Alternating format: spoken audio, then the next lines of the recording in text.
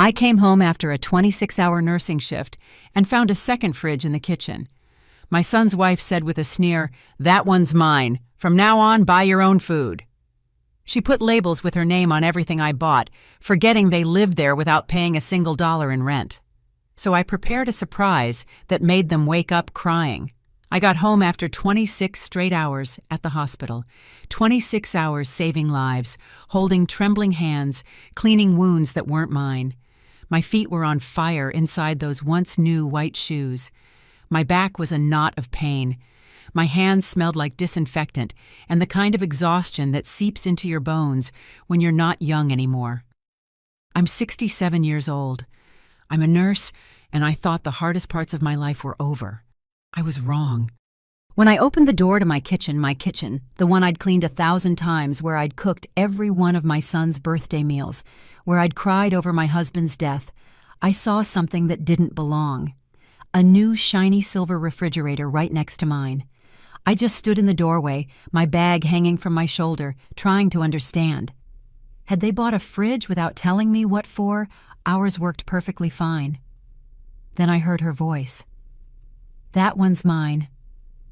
Jessica, my daughter-in-law." She came out of the hallway with that face I knew all too well, that mix of disdain and boredom, as if I were an annoying fly in her space. "What did you say?" I asked. My voice sounded hoarse. I hadn't spoken to anyone outside the hospital for hours. "The fridge, it's mine." She crossed her arms, leaning against the doorframe. "From now on, buy your own food, Hope." She didn't call me mom-in-law. She didn't call me ma'am. She called me by my name like we were roommates, like this wasn't my house. I opened the old fridge, and the air left my lungs. Everything, absolutely everything I had bought 3 days before had yellow sticky labels with her name written on them in black marker. Jessica, the cheese, the tomatoes, the yogurt, the beans, the chicken, even the butter. "What is this?" I whispered. "What I told you." "This is my food, you buy yours." She shrugged. "It's not fair that I have to share what I buy with my money." Her money. Jessica didn't work. She hadn't worked a single day since she married my son 2 years ago. Daniel was the one who supposedly brought in the money, although lately that money seemed to be coming from my own savings every time I loaned them cash for gas, for groceries, for some emergency. Daniel. I tried to call for my son, but he was already there, standing in his bedroom doorway, looking at me with eyes I no longer recognized. The same eyes that looked at me with love when he was a boy. Now there was only discomfort. "Mom, don't make a scene. Jessica's right. We should each buy our own stuff. It's more organized this way." I felt the floor shift beneath me. "But I bought this. I paid for this week's groceries." "And that's why it has her name on it, right?" Jessica said, pointing at the labels. "Now we all know what belongs to who. It's easier." I wanted to scream. I wanted to rip off every single yellow label and throw them in her face. But I was so tired, so terribly tired. I just nodded. I went to my room. I closed the door. And for the first time in years, I sat on the edge of my bed and let myself feel the full weight of what had just happened. They lived in my house, the house I bought by myself on my nurse's salary after my husband died and left me with nothing but debt and an 8-year-old son with chronic asthma. I worked double shifts, triple shifts. I scrubbed hospital floors at 3 in the morning to pay the mortgage. I skipped meals so Daniel could have his medicine. And now they were making me pay to eat in my own kitchen. I took off my shoes. My feet were swollen, red. I had a new blister on my left heel. I couldn't even remember when I got it. I heard laughter from the living room. Jessica and Daniel were watching TV. I heard the microwave beep, the smell of popcorn. Popcorn I couldn't eat because it had her name on it. I closed my eyes, and in that silence in the darkness of my own room, something inside me began to change. I didn't know it yet, but that night, exhausted and humiliated, was the last night I would let them treat me like a stranger in my own home. Because sometimes silence isn't surrender. Sometimes it's just the calm before the storm. If this story is touching your heart, subscribe to the channel to follow me to the very end. Because what comes next, nobody saw coming. Not even me. But what I discovered a few days later would make those yellow labels seem like just the beginning of my ordeal. I thought the labels were rock bottom, that they couldn't sink any lower. How naive I was. 3 days later, I came back from another shift at the hospital. This time only 12 hours. But it had been 12 hours of hell. A little girl with severe burns. An old man who died while I held his hand because he had no family. I came home wanting nothing more than a hot cup of tea and silence. I went into the bathroom, and there they were. More yellow labels, on the shampoo, on the soap, on the toothpaste, even on the toilet paper. Jessica. I stood frozen, staring at my own toothbrush, the only object without a label, as if it were the last thing I had left in the world. I left the bathroom. I went to the kitchen. The pots had labels, the pans, the glasses, the plates. I opened the silverware drawer, even the forks, the damned forks. Looking for something! Jessica's voice came from right behind me. I jumped. I hadn't heard her come in. Jessica, this is too much. Too much. She tilted her head with that smile that never reached her eyes. Hope I'm just protecting my things. You know how it is. Sometimes things get lost, mixed up. This way, we all know what belongs to who. But I bought these pots. I bought these plates. 20 years ago. Ah, she shrugged. Then put your name on them, too. I put mine on what's mine. And what exactly did you buy? The words came out harsher than I intended. Her eyes narrowed. Watch your tone, mother-in-law. I'm your son's wife. I deserve respect. Respect. That word echoed in my head as she turned and walked back to the living room where the TV was still blaring. That night, Jessica cooked. The smell filled the whole house. Pot roast, my favorite, the one I had taught her how to make when they first got married.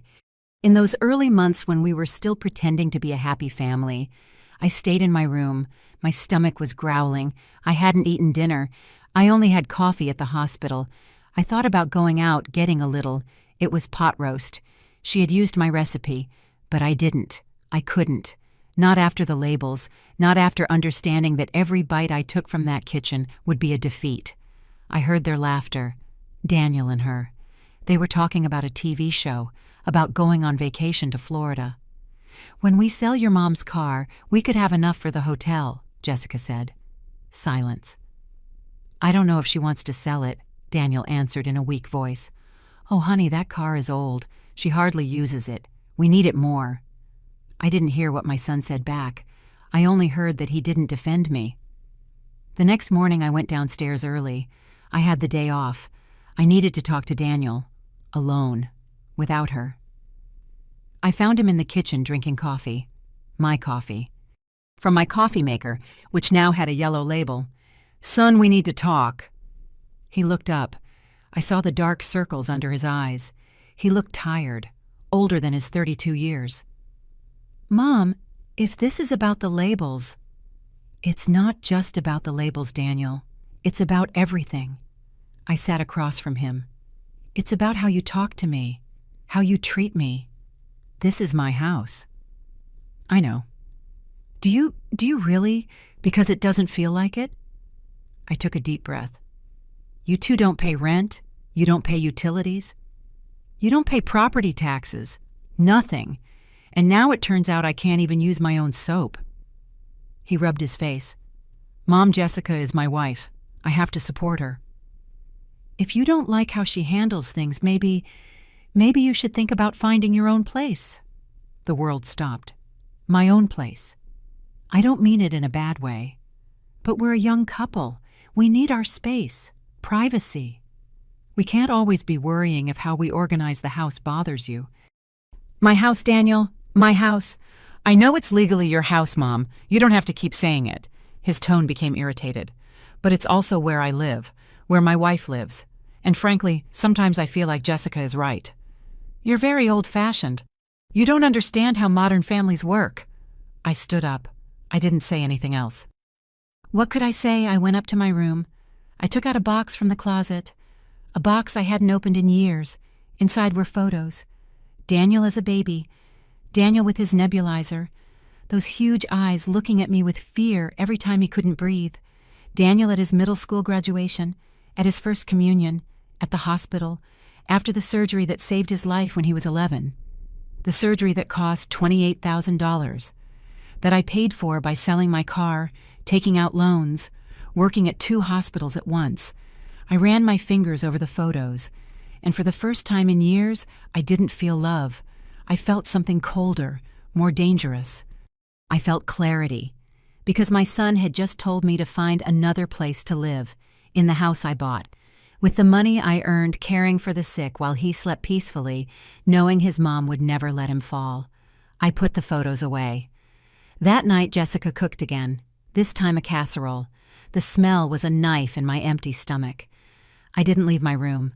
I stayed there in the dark, listening to their laughter. And I started to plan, because if 39 years of being a nurse had taught me anything, it was this: you don't heal pain by ignoring it.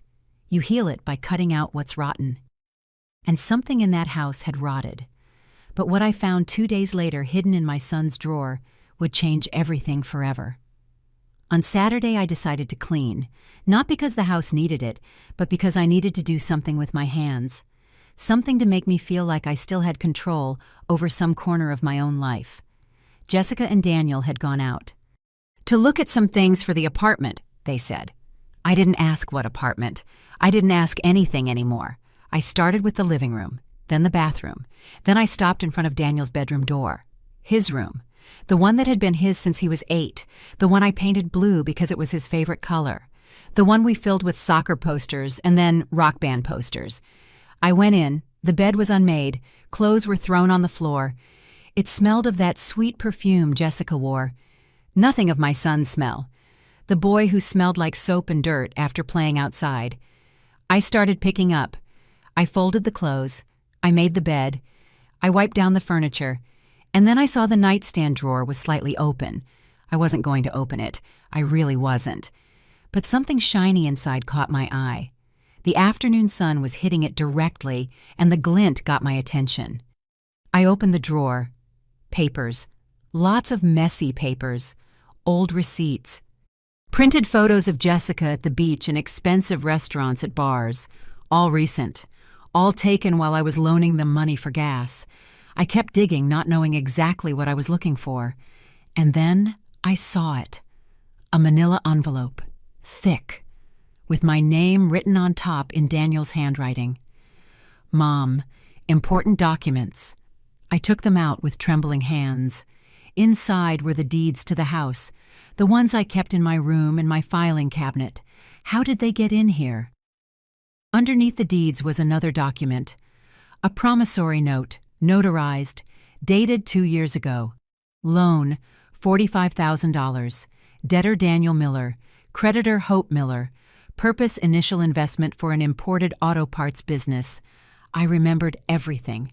2 years ago, Daniel came to me excited. He had a plan.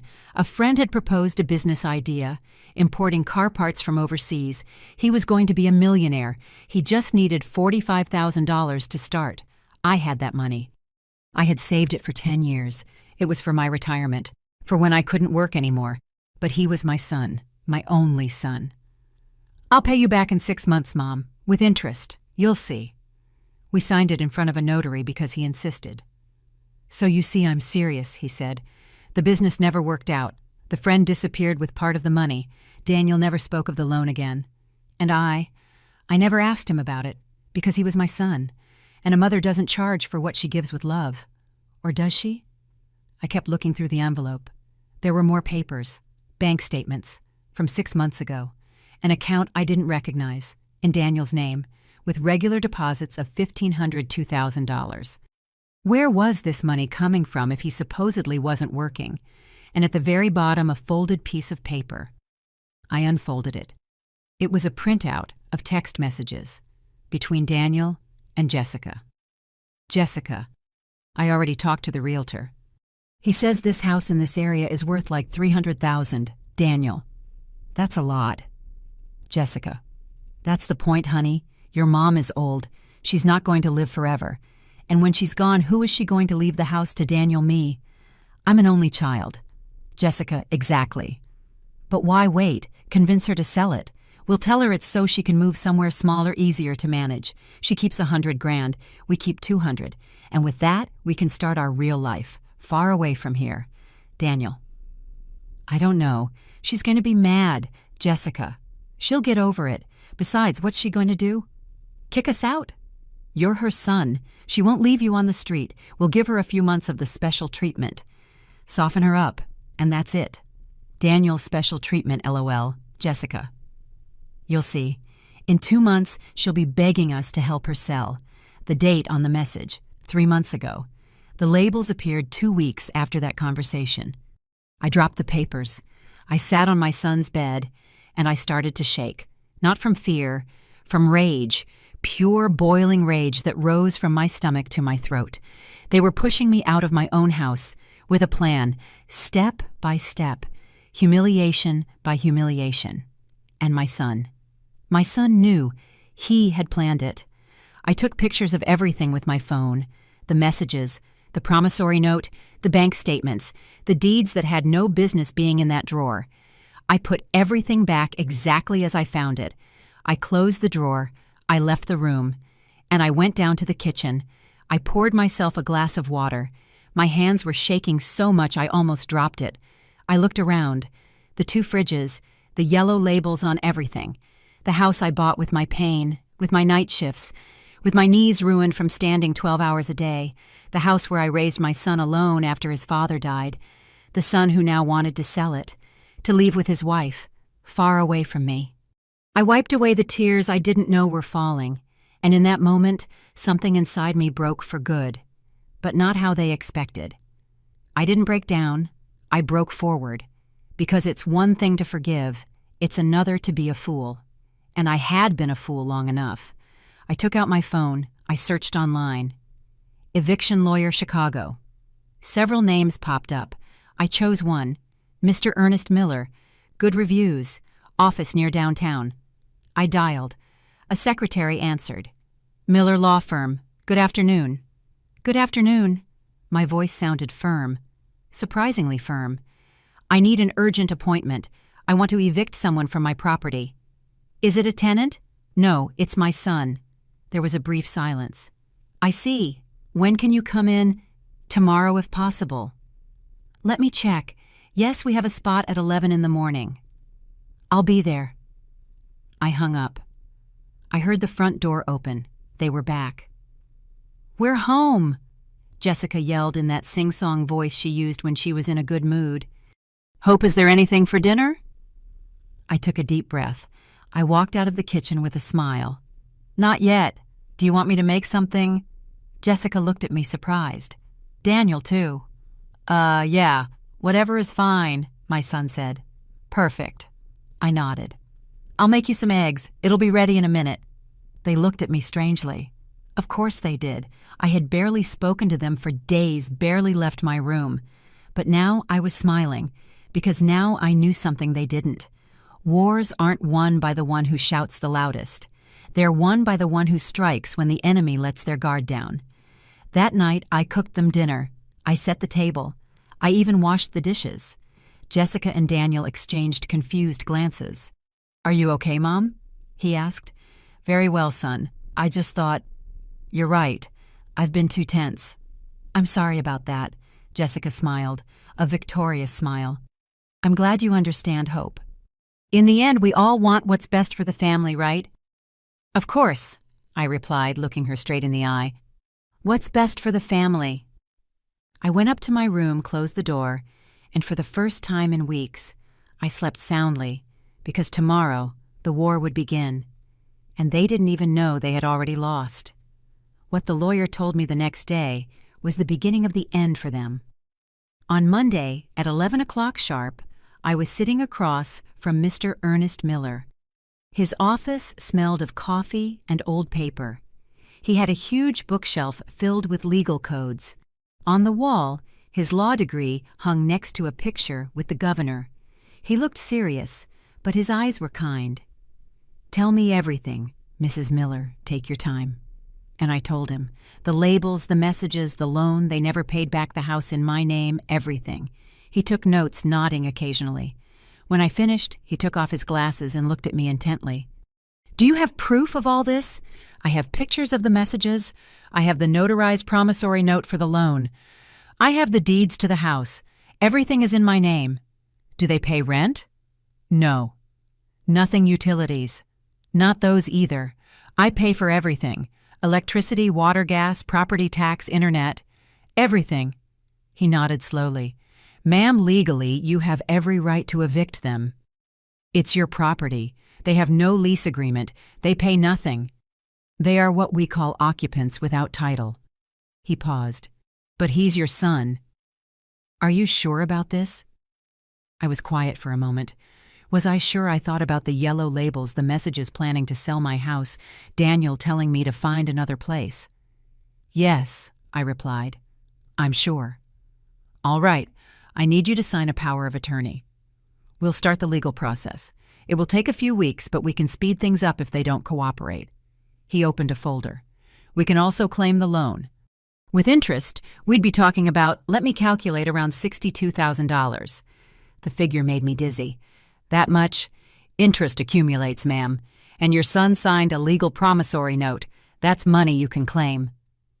I signed the papers. I paid the retainer fee for his services, $1,500 money I had saved for emergencies. This was an emergency. I left the office with a strange feeling in my chest, as if I had just jumped out of a plane without being sure the parachute would open, but there was no turning back. That same evening, I got home later than usual. I had stopped by the supermarket. I bought my own things mine, the ones I would label if necessary. When I opened the door, I heard voices in the living room, many voices. I walked in and froze.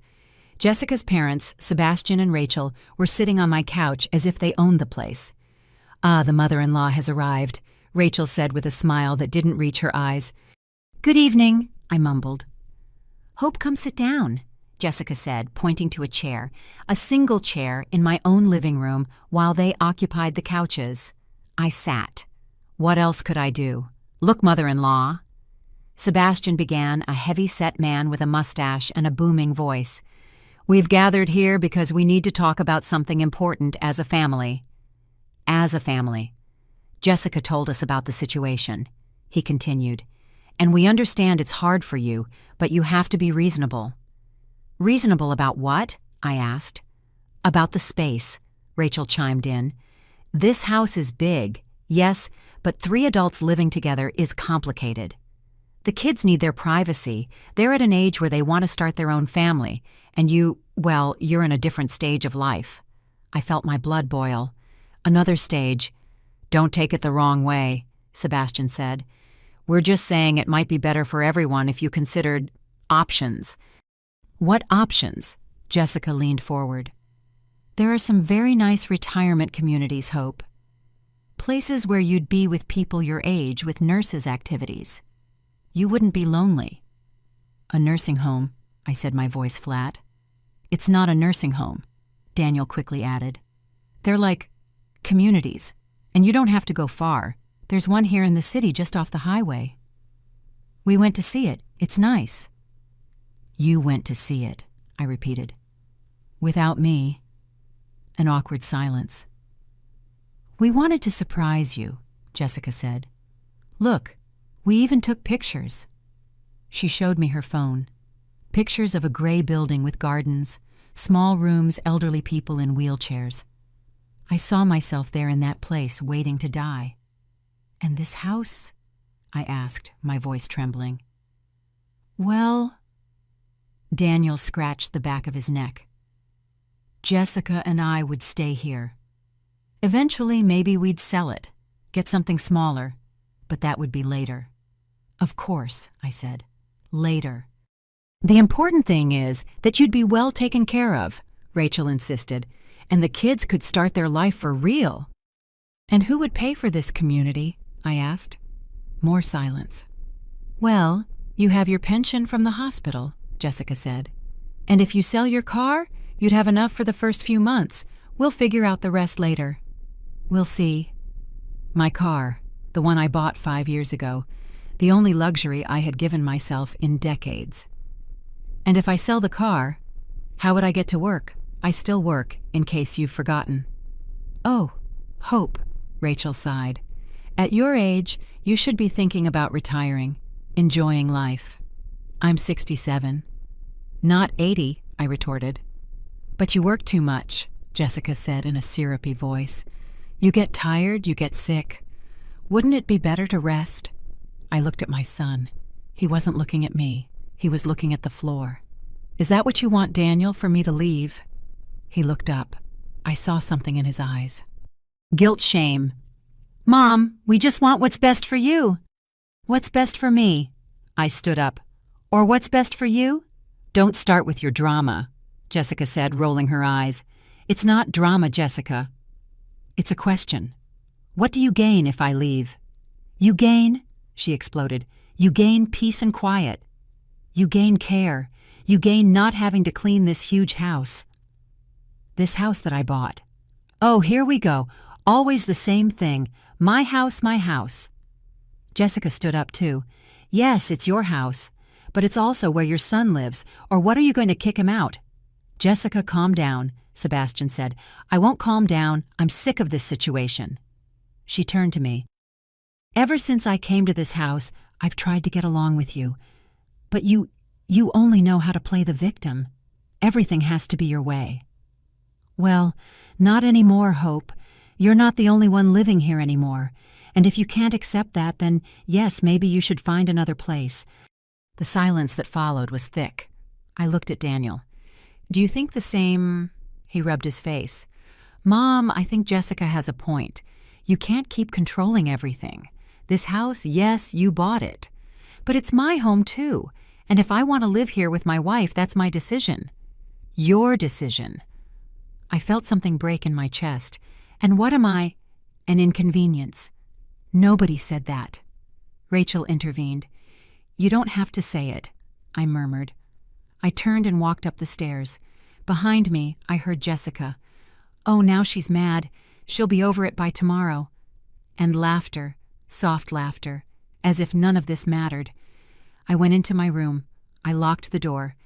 And this time I did cry. I cried like I hadn't cried in years.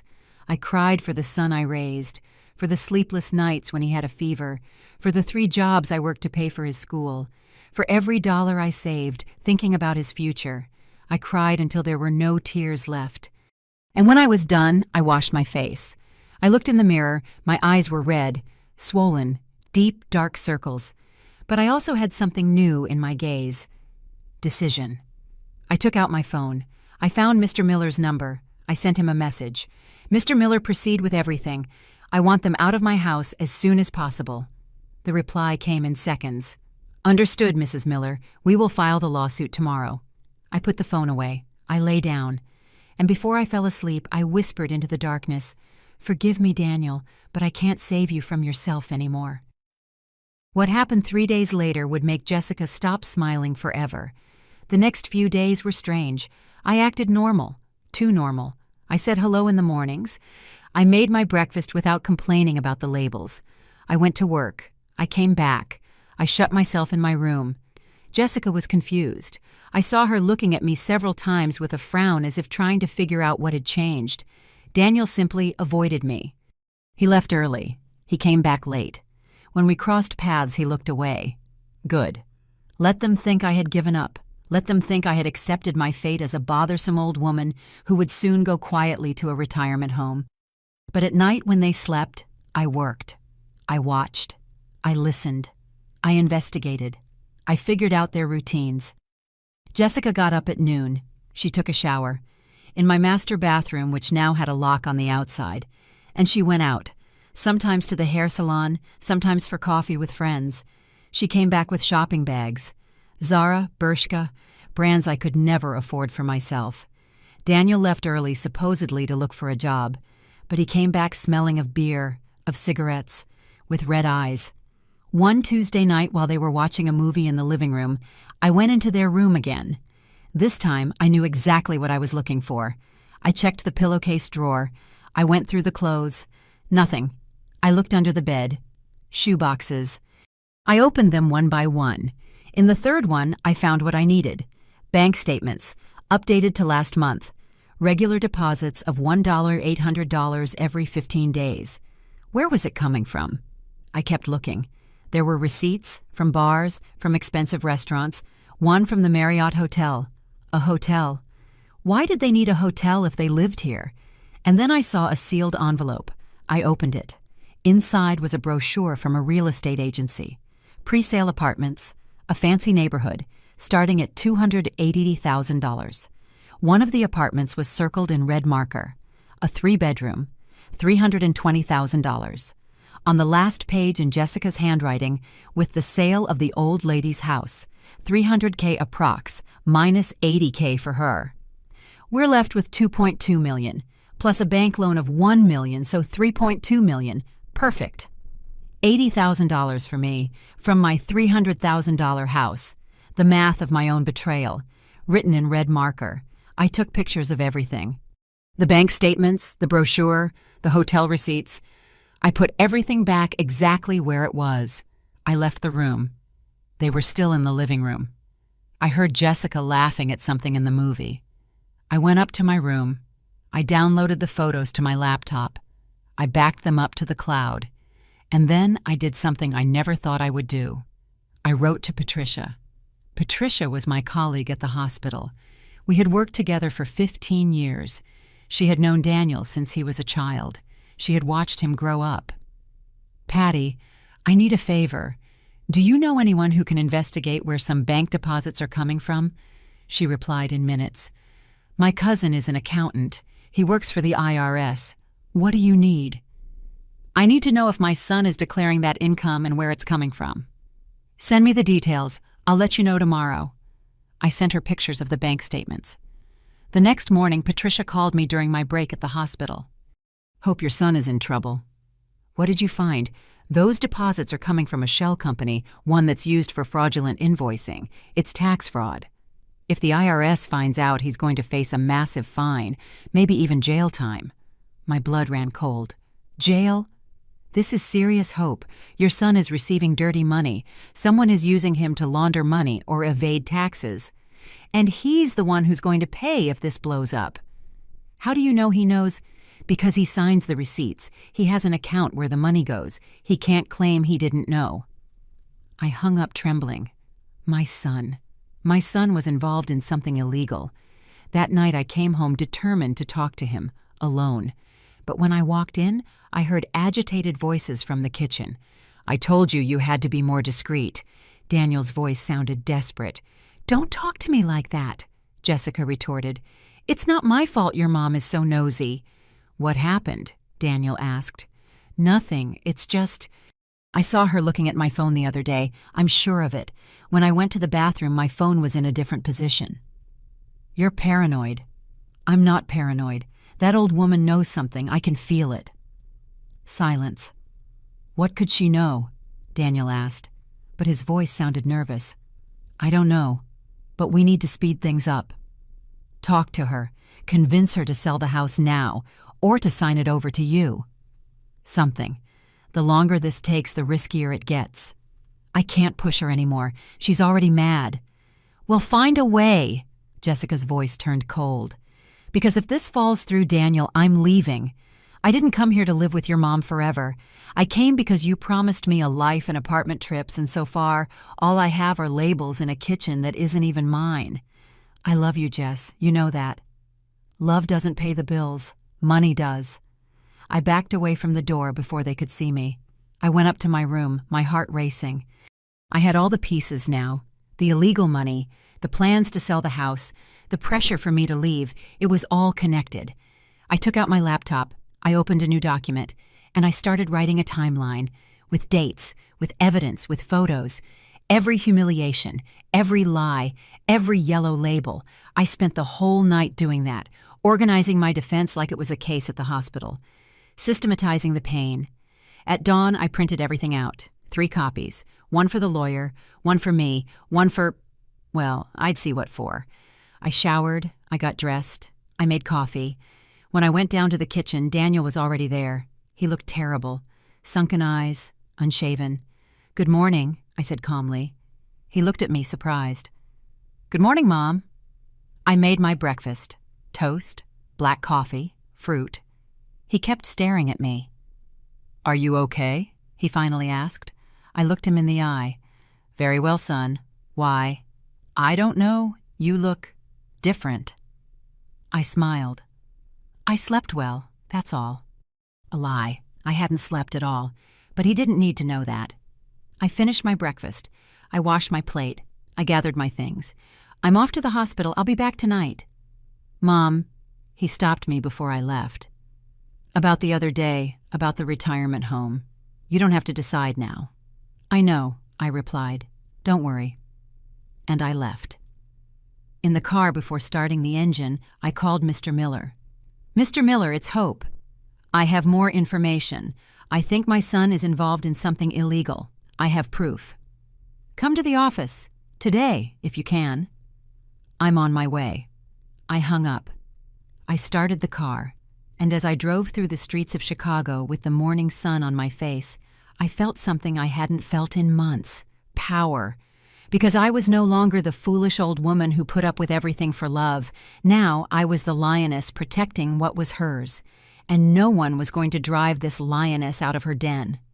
But what was about to happen would not only get them out of my house, it would make them kneel before me. On Thursday, I returned from a 14-hour shift. It had been brutal. 2 code blues, a patient who didn't make it, a family crying in my arms asking me why God had taken her. I didn't have answers. I never did. I came home dragging my feet. Everything hurt, my back, my knees, even my soul. All I wanted was a hot bath and to sleep. I opened the door. The smell hit me first. Food, roast chicken, potatoes, that smell that makes you salivate instantly. I walked into the kitchen, and I stood frozen. My fridge was open. Empty. Completely empty. On the floor next to the trash can were my things. The yogurt I had bought 2 days ago, the ham, the cheese, the tomatoes, the tortillas, all thrown into a black bag. What? I whispered. Oh, you're back. Jessica walked into the kitchen, wiping her hands on a napkin. She was wearing a new blouse, very expensive. I could see it from the tag still hanging from the collar. I had to throw out your food. You did what? It was spoiled, she said with a shrug. It smelled horrible. It was contaminating my fridge. You know how it is. When things get mixed up, everything ends up smelling bad. That food was fine. I bought it 2 days ago. Well, I smelled it, and it was rotten. She looked at me with those cold eyes. Besides Hope, I already told you. If you want to store food, buy your own fridge, like I did. I looked at the trash bag. There it was, my week's worth of groceries. $20 thrown in the trash. Something inside me snapped. It wasn't dramatic. It wasn't explosive. It was silent, like when a rope that's been stretched too tight finally breaks. It just snapped. Where's Daniel? I asked in a hollow voice. In the living room. Why? I didn't answer. I walked to the living room. My son was sprawled on the couch looking at his phone, beer in hand. The third empty bottle was on the coffee table. Daniel. He looked up. What's up, Mom? Your wife threw my food in the trash. Oh, yeah, she told me. It was spoiled. It wasn't spoiled. Mom. He sighed as if I were a bratty child. If Jessica says it was bad, it was bad. She knows about these things. She knows. I felt my voice break. I've been buying food for 40 years. I think I know when something is rotten. Just drop it. He stood up, stumbling a little. He was drunk. I'm tired of your drama. My drama? The words came out like knives. My drama, Daniel. She threw out $20 worth of food. $20 that I earned working while you sit here drinking beer that I paid for. You didn't pay for this beer. Jessica bought it. With what money, Daniel? With what money does Jessica buy things if she doesn't work? That's not your problem. Of course it's my problem. You live in my house, eat my food, use my utilities. That's enough, he yelled. For the first time in years, my son yelled at me. I'm sick of it. Sick of everything having to be about you. Your house, your food, your money. We get it. You did everything. You're the great martyr, the saintly mother who sacrificed everything. The words hit me like fists. Daniel. No. I'm tired of it, Mom. I'm tired of feeling guilty for existing, of feeling like I owe you every breath because you worked so hard. I didn't ask to be born. I didn't ask for Dad to die. Those were your choices, not mine. The silence that followed was unbearable. Jessica appeared in the doorway. She had a small, triumphant smile. I looked at my son, at this 32-year-old man with eyes red from alcohol and rage, and I didn't recognize him. The boy who used to hug my legs when he had nightmares. The teenager who brought me flowers on Mother's Day with his first paycheck. The young man who cried on my shoulder when his first girlfriend left him. That boy was gone. In his place was a stranger who hated me. All right. I said, my voice so low I could barely hear myself. All right. I turned, went up the stairs, went into my room, locked the door, and then for the first time in my life, I felt like I couldn't breathe. Not physically. My lungs were working, but something deeper, something in the center of my chest had closed up. I sat on the bed, took out my phone. With trembling hands, I dialed my sister Lucy. She lived in another state. We didn't see each other much, but we had always been there for each other. "Hope, what's wrong?" she answered, concerned. It was 10 at night, and then I broke down. I told her everything. Between sobs, between hiccups, the labels, the messages, the loan, the food in the trash. Daniel's words. She didn't interrupt, she just listened.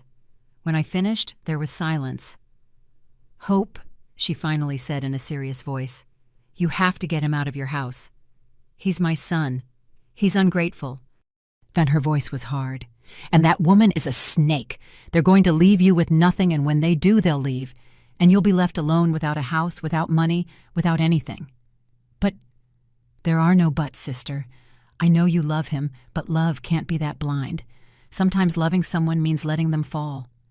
It's the only thing that wakes them up." I cried harder. I can't do that to him." "Then prepare to lose everything, because that's what's going to happen." She hung up. I stayed there alone in the dark with the phone in my hand, and for the first time I had a terrible thought. I thought, what if I'm the one who leaves? What if I leave them the house and go? It would be easier, less painful. I could rent a small room, work until I retire, die peacefully knowing I didn't break up my family. But then I remembered something. I remembered the day I bought this house. Daniel was 12. We had been renting a horrible apartment in a dangerous neighborhood for 2 years, but I had saved dollar by dollar for 5 years. The day I signed the deeds, I came home crying with happiness. "My son," I told him, "we have a house, a real house.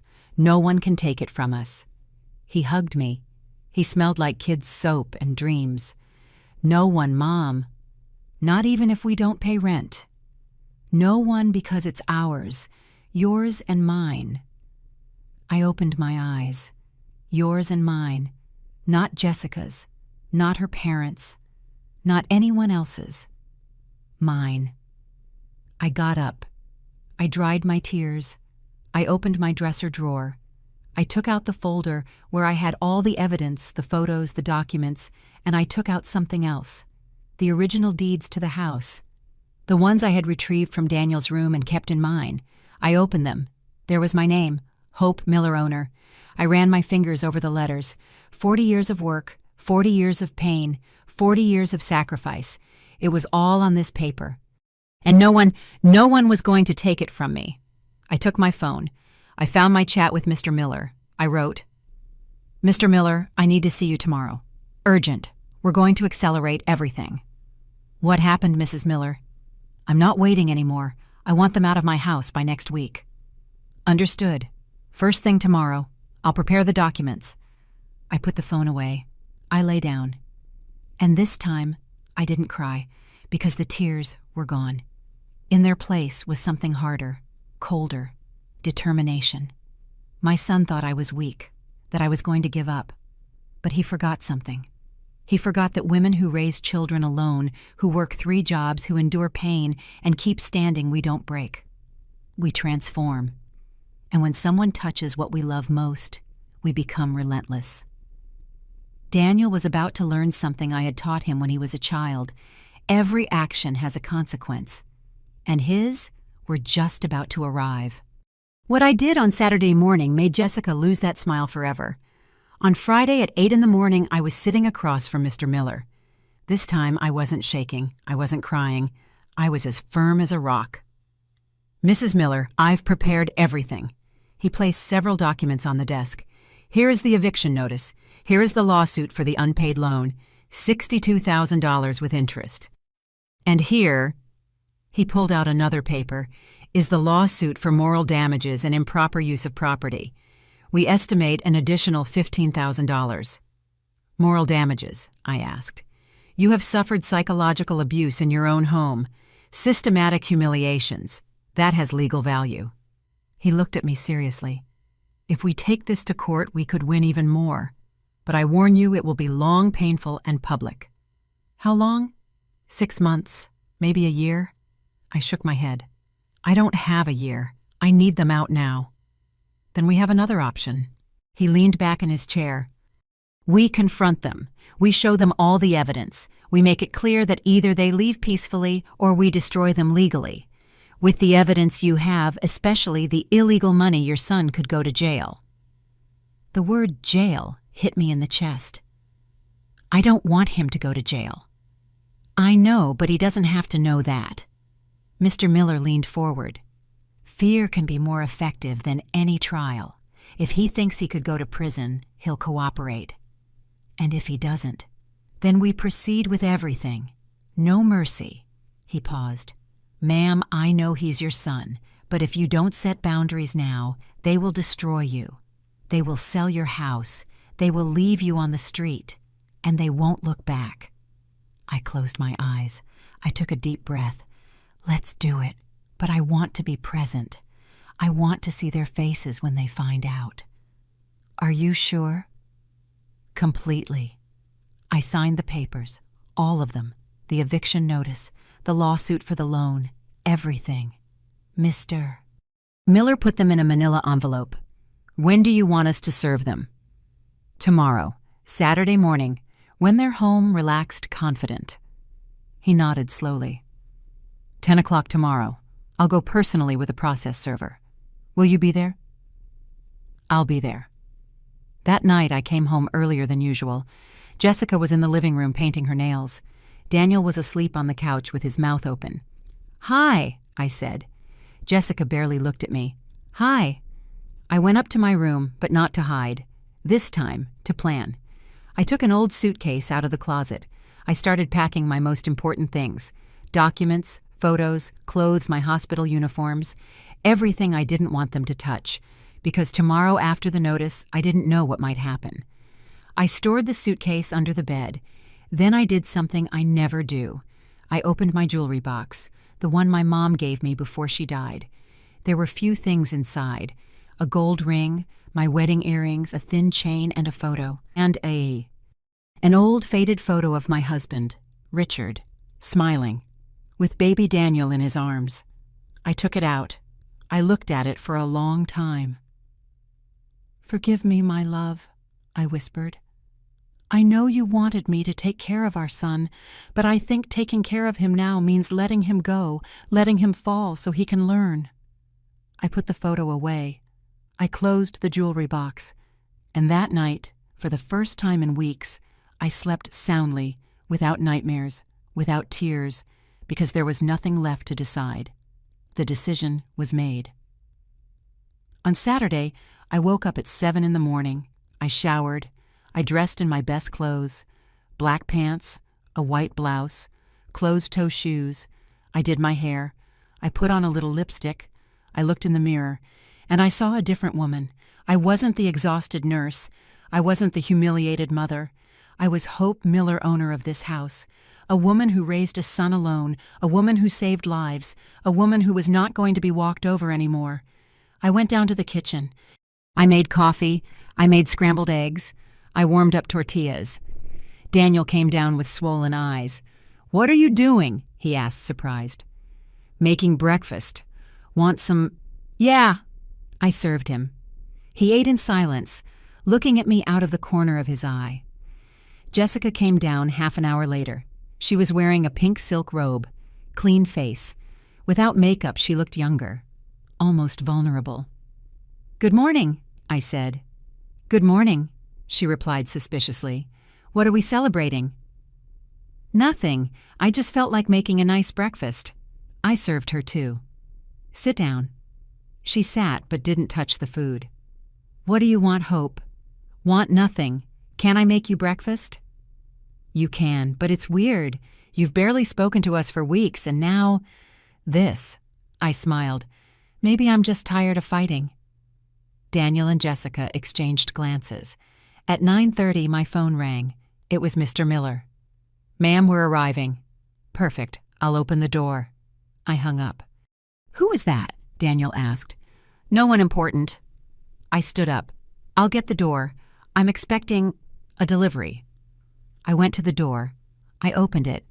There they were, Mr. Miller in his gray suit and a younger man with a briefcase, the process server. "Good morning, Mrs. Miller." "Good morning. Please come in." They entered. Daniel came out of the kitchen. "Who are you?" he asked. The lawyer spoke in a clear, professional voice. "Good morning. I am Ernest Miller, an attorney. I am here to serve Daniel Miller and Jessica Miller with a legal complaint filed by Mrs. Hope Miller." The silence that followed was absolute. Jessica appeared in the kitchen doorway. "A lawsuit. What are you talking about?"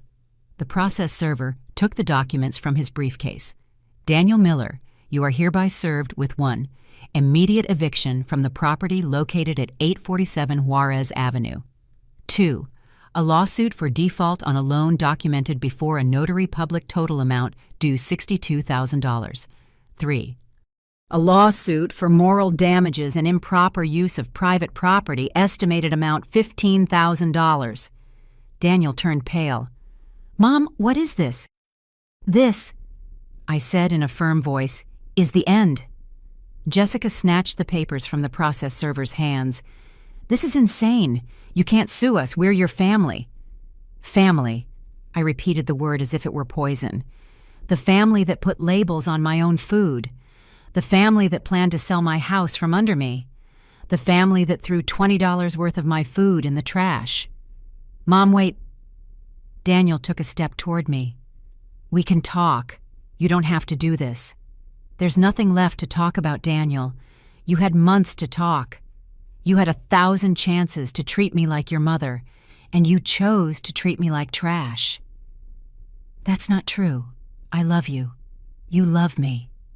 The laugh that escaped me was bitter. "You loved me so much you told your wife to convince me to sell my house. You loved me so much you told me to find another place to live. You loved me so much you screamed that you didn't ask to be born." He fell silent. The lawyer continued. "You have 72 hours to vacate the property. If you do not do so voluntarily, we will proceed with a judicial eviction. Additionally, Mr. Miller has 30 days to respond to the loan lawsuit. Otherwise, we will proceed with asset seizure." "We have nowhere to go!" Jessica screamed. "That is not my client's problem," the lawyer replied coldly. "You have family, you have options, but you no longer have the right to be here." "You're a monster," Jessica spat at me. "A bitter old woman who can't stand to see her son happy." I looked her straight in the eye. "No, I'm a woman who no longer allows herself to be trampled on in her own house." I turned around. I went up the stairs. Behind me I heard shouts, cries, pleas. I closed my bedroom door. I sat on the bed. And I breathed. For the first time in months, I truly breathed. Because the weight I had been carrying for so long had finally been lifted. I was no longer their victim. I was their judge. But what I found at my door 3 hours later would make me doubt everything. 3 hours after the lawyer left, everything was silent. A thick, dangerous silence.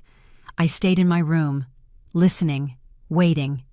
I heard hurried footsteps, doors slamming, Jessica crying, Daniel talking on the phone in a desperate voice, and then nothing. I peeked out the window. The car was still in the driveway. They hadn't left. I went downstairs carefully. The living room was empty, the kitchen too. Then I saw something on the refrigerator door. A note, written in Daniel's handwriting. "Mom, we went to Jessica's parents. We'll be back tomorrow to talk. Please reconsider. We're family. Don't do this." I ripped the note off. I crumpled it up. I threw it in the trash. Family. How easy it was to use that word when it suited you.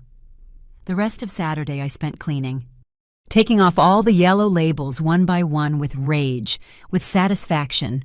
Every label I tore off was a piece of dignity I got back. I cleaned out Jessica's fridge. I emptied it completely. I threw all her food in the trash. I felt a dark pleasure doing it. Now you know how it feels, I thought. That night I slept with the door locked.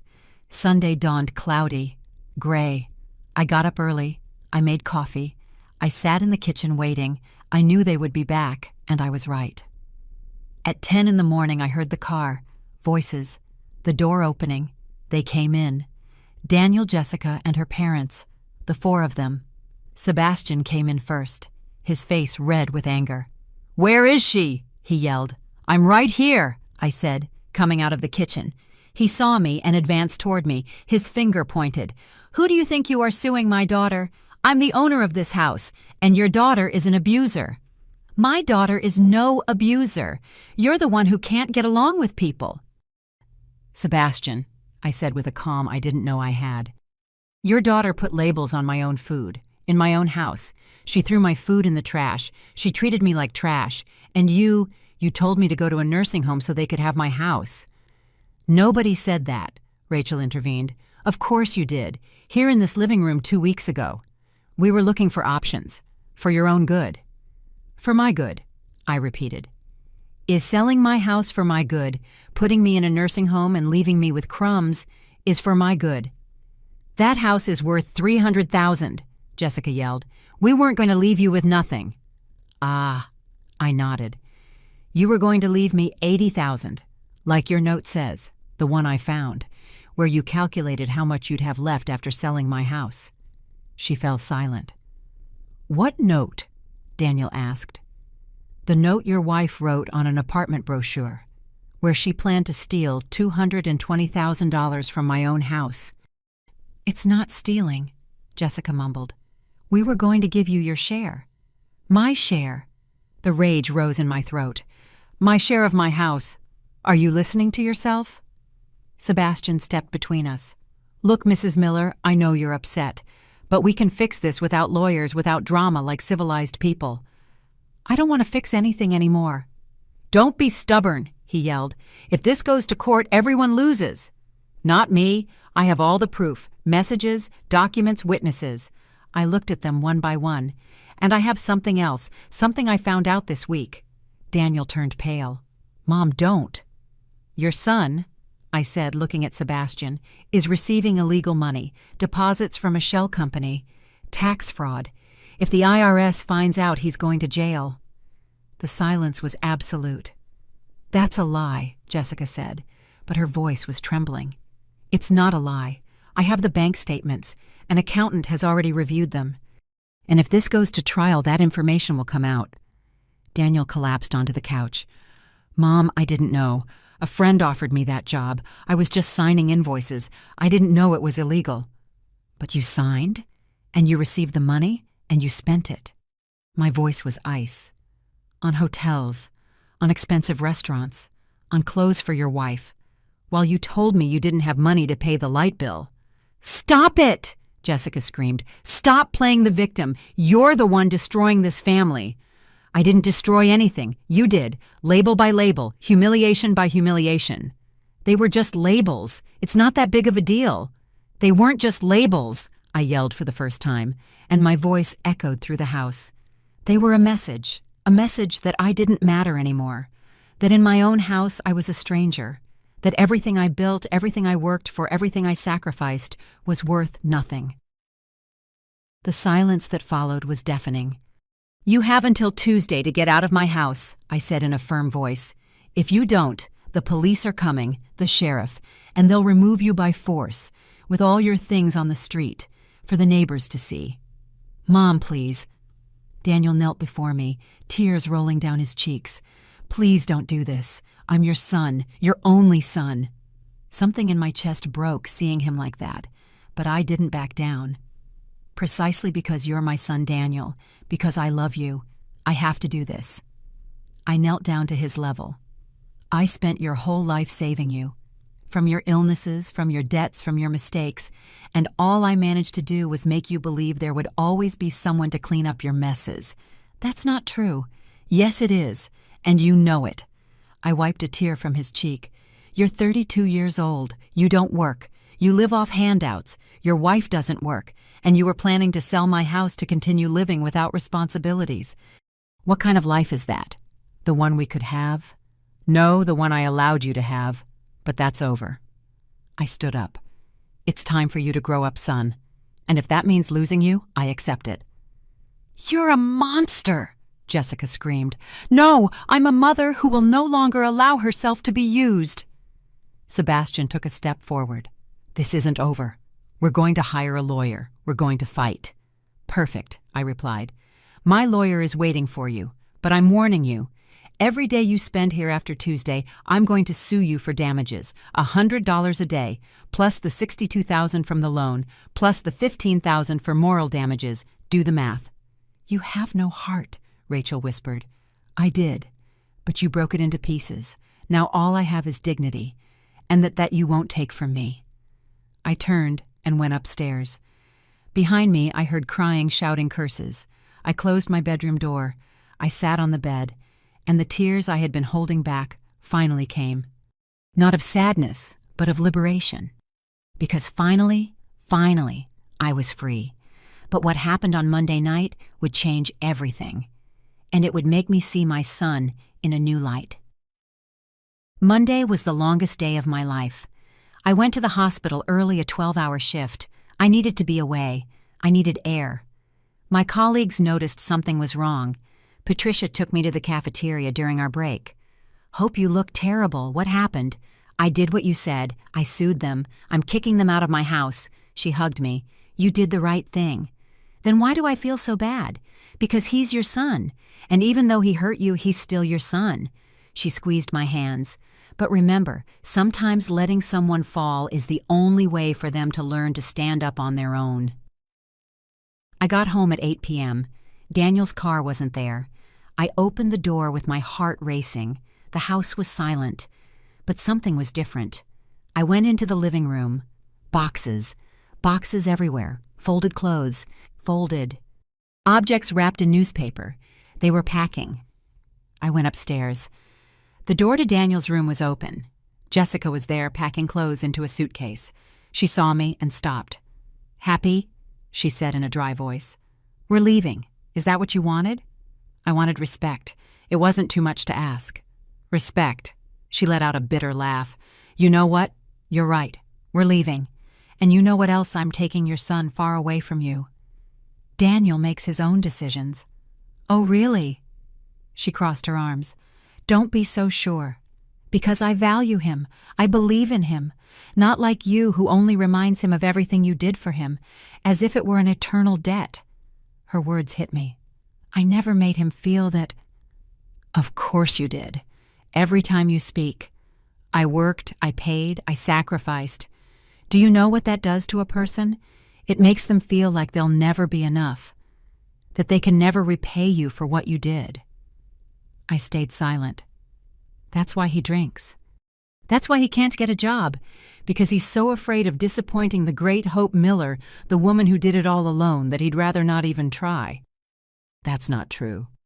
Yes, it is, and deep down you know it, but it's easier to blame me, to make me the villain, when the truth is you kept him this way, dependent, useless, because if he grew up he wouldn't need you anymore, and you need to be needed.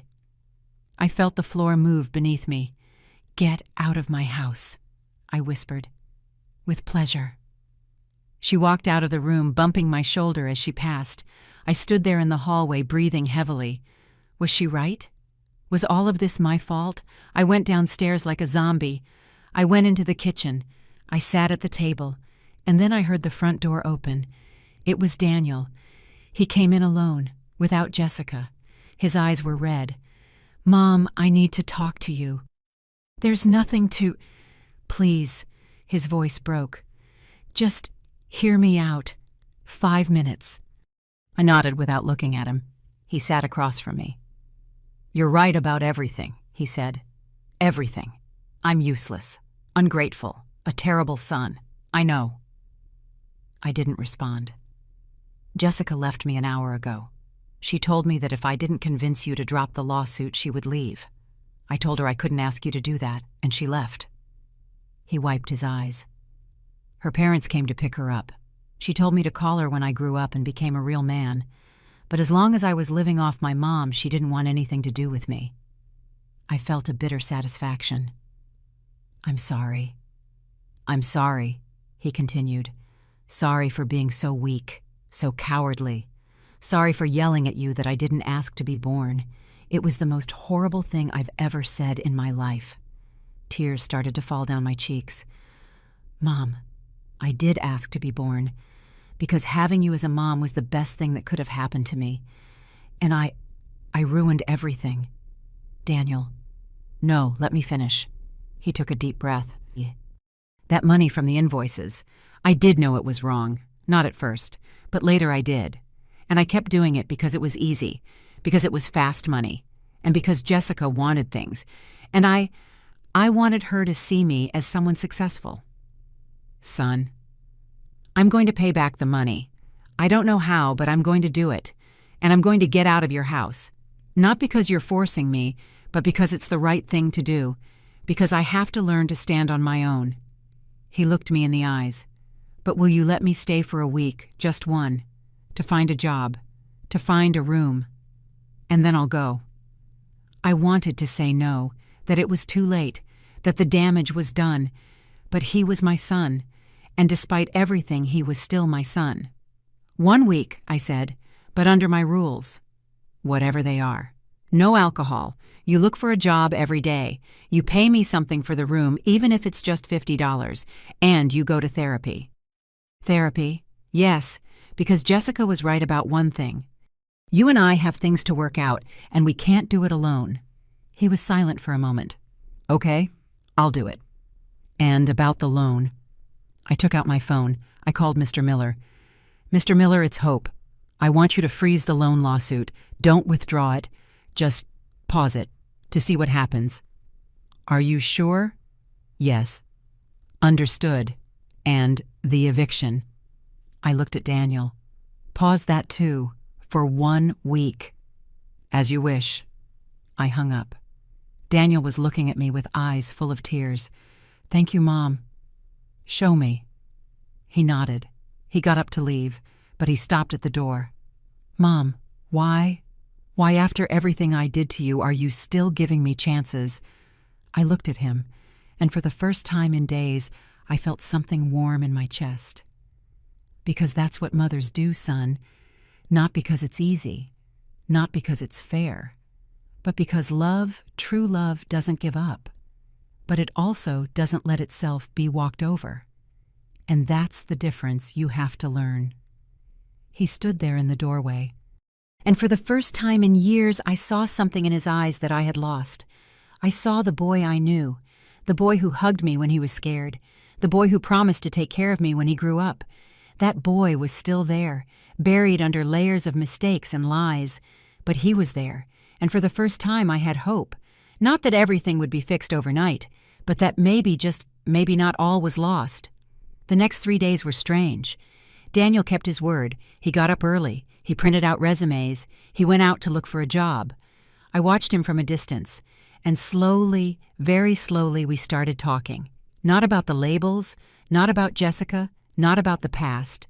We just talked, like we hadn't in years. On Thursday, he came home with good news. "Mom, I got a job at a hardware store. It's not much, but it's a start." I felt proud, genuinely proud. "That's great, son." That night we cooked together. I made rice. He prepared the chicken, like when he was a teenager and helped me in the kitchen. And while we were eating, he told me something that broke my heart. "Mom, I found a room, downtown. It's small, but I can afford it with my salary." "When are you moving?" "On Monday. That is, if you want me to go. I looked at him. Do you want to go? I think so. I think I need to. Because if I stay, I'll fall back into the same old habits. I need to learn to live alone, to pay for my things, to be responsible. I nodded, even though something inside me was breaking. All right. Can I come visit you on Sundays? Always. This is still your house, but now on different terms. He smiled. A sad but real smile. Thanks, Mom.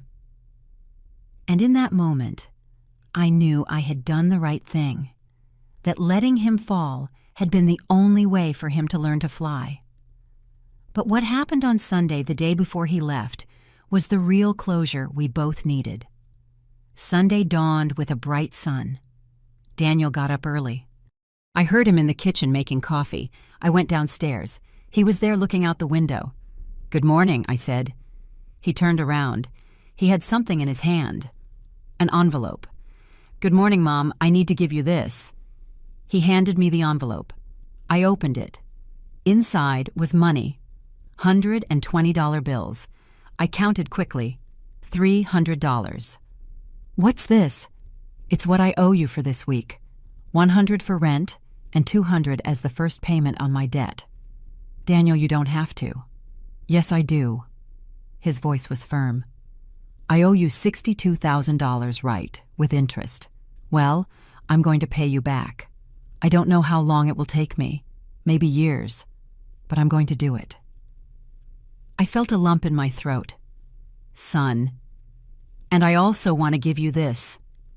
He took a folded paper out of his pocket. "It's a payment plan. I made it with an accountant I met. I can pay you $300 a month. In 18 years, I'll be paid up." 18 years. I looked at the paper. It was all calculated, date by date, payment by payment. "Daniel, you're 32. In 18 years, you'll be 50. "I know, but it's my responsibility, and I'm going to honor it." He paused. "Because that's what you taught me, that debts are paid, that promises are kept.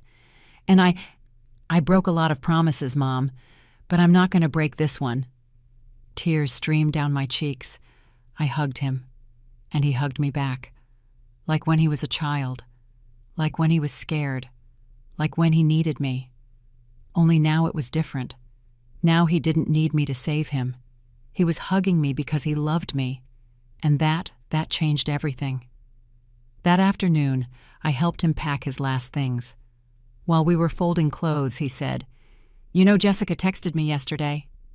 I looked up. What did she want? "She asked if you had dropped the lawsuit. I told her no, that you were right, that I had been an idiot." He smiled bitterly. "She called me a loser, said I would never amount to anything, and that she hoped I would rot in my mom's house forever." "I'm sorry, son." "Don't be." He looked at me. "Because she was right about one thing. I was a loser, but I don't want to be one anymore, and if I have to lose her to stop being one, then so be it." I sat on the bed. "Do you miss her?" "Sometimes, but more than her, I miss who I thought I was when I was with her." He closed the suitcase. "I thought I was important, successful, but it was a lie. It was all money that wasn't mine, a house that wasn't mine, a life that wasn't mine. And now I have a tiny room, a job that pays $600 a week, and a $62,000 debt." He let out a laugh. "But it's mine. It's my life. For the first time in years." I felt proud, deep and real. "Your dad would be proud." He fell silent. His eyes filled with tears. "You think so? I know so. Because your dad made mistakes too. A lot of them. But he always got back up. He always tried. Always. And that's what you're doing." He wiped his tears. "Can I confess something to you?" "Of course. For years I hated you, not all the time, but sometimes, because you were always perfect, the perfect nurse, the perfect mother, the one who did everything right. And I could never live up to that. I was always the son who needed help, the sick son, the son who cost money. Son. And when I met Jessica, she made me feel enough, like I didn't have to be perfect, Like I could just be. He took a deep breath. But the truth is, she didn't love me. She loved what I could give her, and when I couldn't give her any more, she left. Not all women are like that. I know, because you're not like that. You could have left. You could have let me fall when all this started. But you didn't. You gave me one last chance, and that... Mom, no one else would have done that. He hugged me again, and in that hug was everything. Forgiveness, pain, love, hope. At 5 p.m, the moving truck arrived. Well, it wasn't really a truck. It was a friend's pickup that Daniel had hired for $20. Between the two of us, we loaded his things. There weren't many. A disassembled bed, boxes of clothes, some furniture. The neighbors watched us from their windows. Mrs. Gable from next door came out. "Is the boy leaving Hope?" "Yes, Mrs. Gable. He's moving out on his own." "Oh, that's wonderful. It's about time. A man should stand on his own 2 feet." She looked at Daniel. "Work hard, son, and visit your mother often. She needs you." "I will, Mrs. Gable, I promise." When we finished loading everything, Daniel stood in front of the house, looking at it, as if he were seeing it for the first time, or the last. "I grew up here," he said softly. "I took my first steps here. I had nightmares here, and you calmed me down. I had breakfast here before school every day for 20 years. He turned to me. This house is my history, and I'm going to miss it. It will always be here, and so will I. I know, but it won't be the same, and that's okay, because it's what I need." He got into the truck. "See you on Sunday. Okay for lunch?" "I'll be waiting. I'll make your favorite.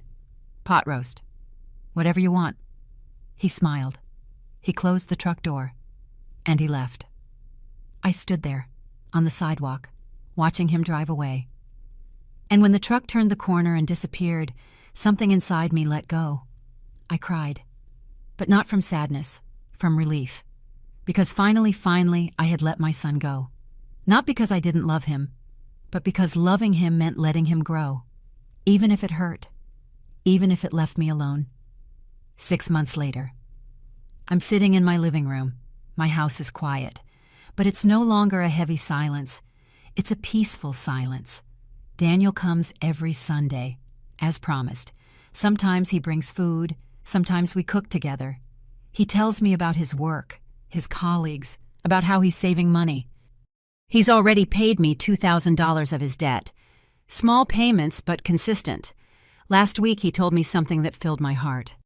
"Mom, I met someone. Her name is Laura. She works at the bakery on the corner of my block. She's a good person. Not like, well, you know." "And what does Laura do?" "She works. She studies at night. Business administration. She wants to open her own business someday." He smiled. "I like that she has her own dreams, that she doesn't need me to solve her life for her. I'd like to meet her. I'll bring her soon, but slowly. I'm taking everything slowly now." And that gave me more joy than anything else. Jessica tried to come back 3 months ago. She showed up at the door crying, saying she had made a mistake, that she loved Daniel, that he should forgive her. But Daniel told her something I'll never forget. "I have nothing to forgive you for. You taught me something important. You taught me that love isn't labels on a refrigerator. It's not staying with someone because it's comfortable. It's choosing every day to be there. And you didn't choose me. You chose my house, my money, my comfort. And when that was gone, you were gone too. So thank you. But no." She left crying. And Daniel came back into the house. He hugged me. "Thanks for not letting me fall for the same thing.